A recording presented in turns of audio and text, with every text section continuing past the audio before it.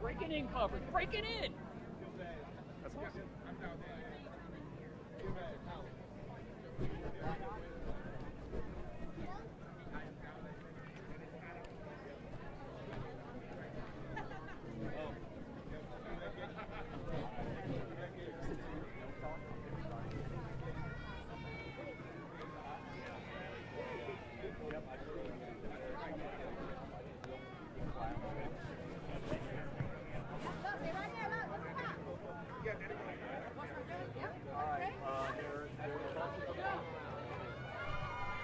We see the bus.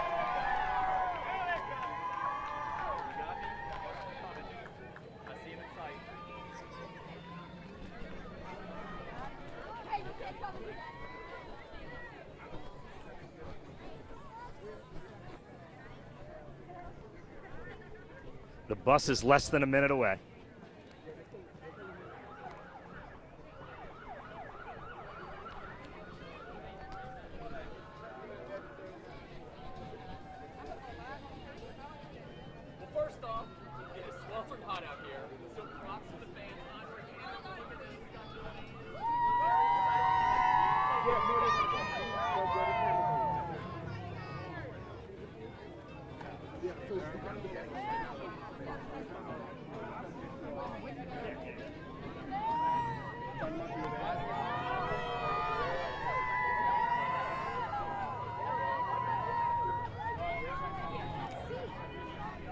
And the bus with LSU players has arrived here at Alec Box Stadium. We got a crowd of a few hundred out here waiting for LSU's arrival.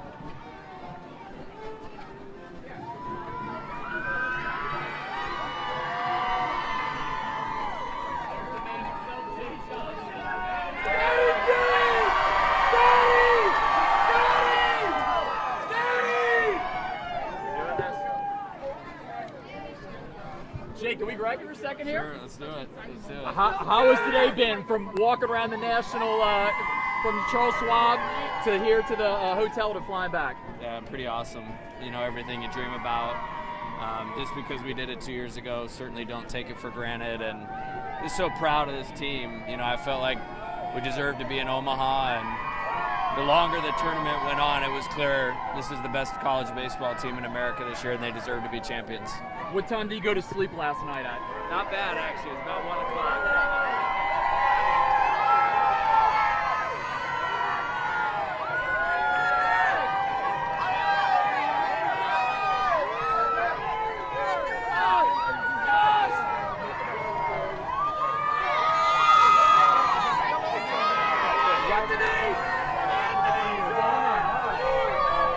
How good does this feel? Feels amazing. Best feeling in the world. When you see this crowd, what does that mean to you? I mean, that's what LSU's all about. I love these people. Has it all sunk in for you yet? It's starting to. I just appreciate everybody showing up. That's it. Congratulations. All right, thank you. How's the last 24 hours been for you? Yeah, it's crazy, man. It's crazy. Can't feel it. How many friends have you heard from in the last 2 days? Too many. Too many to count. Too many to count. When you see this, what does this mean to you? Yeah, everything I dreamed about. Everything I dreamed about. Thank y'all. How's it? All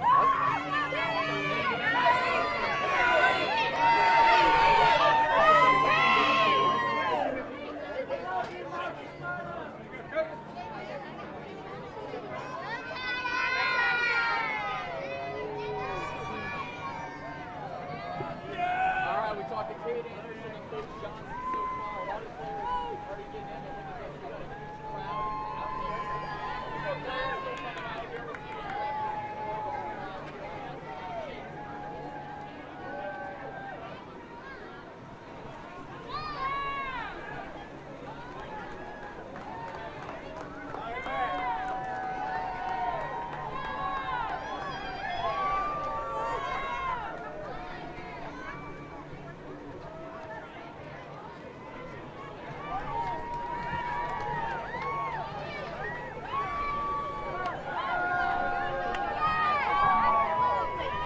How good does this reception feel?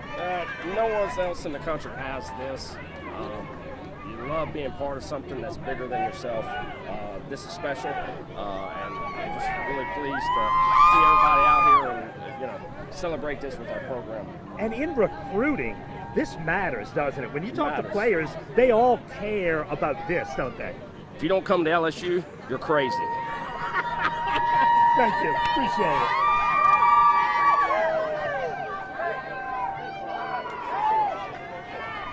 They're driving through the story right now. No. Look, you've been through one or two of these before. What is special about this one, this group, this team? You know, Doug, that's a great question because I think this team is unusual because there's a lot of different backgrounds, a lot of different ethnicities, a lot of different stories from where these guys came from, and they came together. A lot of new faces, only 12 players from last year's team, and for all these new guys to come together, they were so consistent, they were so tough, they were so together. That was the motto of the team, tough and together, and they consistently worked at it every day, and they rarely had a bad day. There's a few bumps in the road over the season, but man, this team was just prepared and together the entire time, and that's what made the difference. And Jay built this team a little different. This was a team built on pitching and defense, Yes. which hasn't always been LSU's thing. Yeah, you're exactly right. I think defense flew under the radar a lot this year. But I think toward the end of the season, people became more aware of how great this team was defensively. Top 10 in the nation in fielding percentage. Our shortstop, Stephen Mylum, had 5 errors the whole season. It's unbelievable. Michael Braswell was like having a second shortstop playing third base. So the left side of the infield was locked down. Daniel Dickinson was spectacular at second.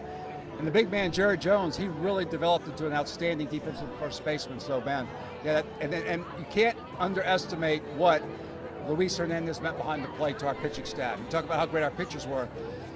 Hernandez was just brilliant in the way he handled those guys. Absolutely. How much fun is this for you? I mean, you've been through a few of these. Yes. How much, does it ever get old? It does not at all, man. I tell you what, I got a little choked up at the end of being on the field yesterday at the end of the game.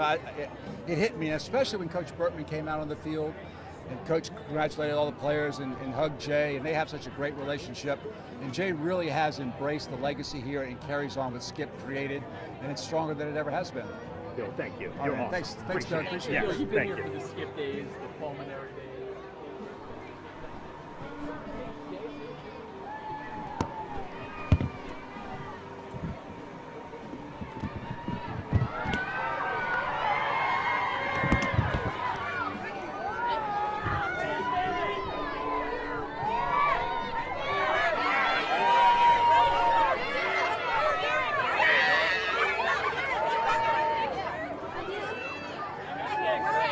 Oh, there you go.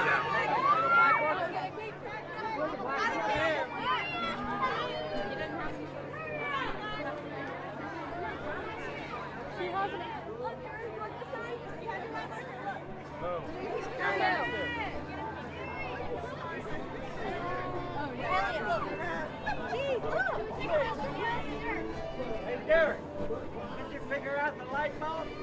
Yeah. Hey, we have 2 golden retrievers too. They are.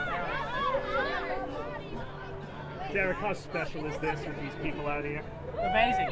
This is what we do it for. We love these fans. When you're thinking about coming to LSU, this is part of it, isn't it? Absolutely. This is 100% the reason all of us come here. Nice shot. Thank you, guys.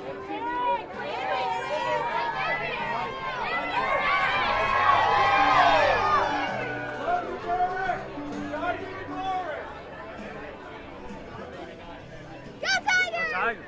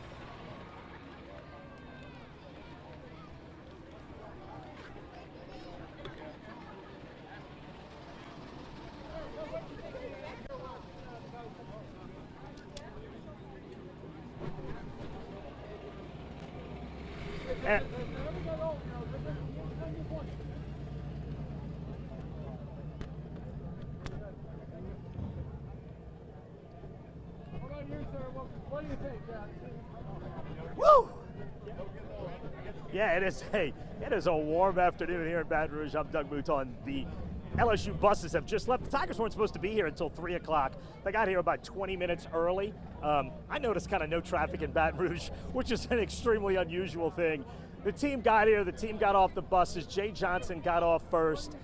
He is still, you can tell, still feeling the euphoria of the moment. He is still feeling the excitement. You can tell he's almost emotionally overwhelmed at this point, which was sort of how he was yesterday in Omaha. You can see that the thrill of Tiger Championship #2 for Jay Johnson, #8 overall, it's still hasn't fully sunk in, and he's still appreciating it. You got to remember, Jay Johnson's first championship was a team that was largely built by Paul Maneri. It was a lot of Paul Maneri recruits, and then he added Paul Skeens to it, and then obviously took him over the top. This team this year was 100% Jay Johnson built. He put this team together, and that team went through Omaha 5-0, only one loss in the entire postseason, 10-1 in the postseason. LSU got better and better. We've talked about it a bunch over the last few days. It's a team that was built a little differently than other LSU teams. This team was built on pitching and defense, built behind Cade Anderson and Anthony Ianson, LSU's 1-2 pitching punch. Anderson threw 16 innings in the College World Series, gave up 1 earned run in 16 innings. He was the most outstanding player, of course. He is the player from St. Paul's School in Covington. He's a Madisonville native, and he was spectacular. Ianson did the job in the final game. Pitching staff was great, defense was great. LSU got just enough hitting at just the right time to win in Omaha. We saw about 300 fans maybe come out here. You got to remember, all the people in Omaha are not back yet. In fact, we're hearing that a lot of the LSU fans who traveled to Omaha had their travel plans to come back on Tuesday, which makes sense. You're planning for a 3-game championship. It's the best 2 out of 3. Of course, LSU won it in 2. So right now, Omaha is filled with LSU fans who are just still on day 2 of pure celebration in Omaha. But this is what the scene looked like out here today. Go ahead. This is what the scene looked like out here today. The crowd, huge, at least for an event like this when it's at least 200 degrees out here. A fun day for LSU fans, a fun day for the team. They are now inside. The next step is, I think they wait for the crowd to disperse, then they get in their cars and they go home exhausted. That's sort of a look at what we're seeing here at Alex Box Stadium in Baton Rouge. We'll have a lot more coming up in our news at 5, 6, and 10. For now, I'm Doug Mouton. We'll see you later tonight.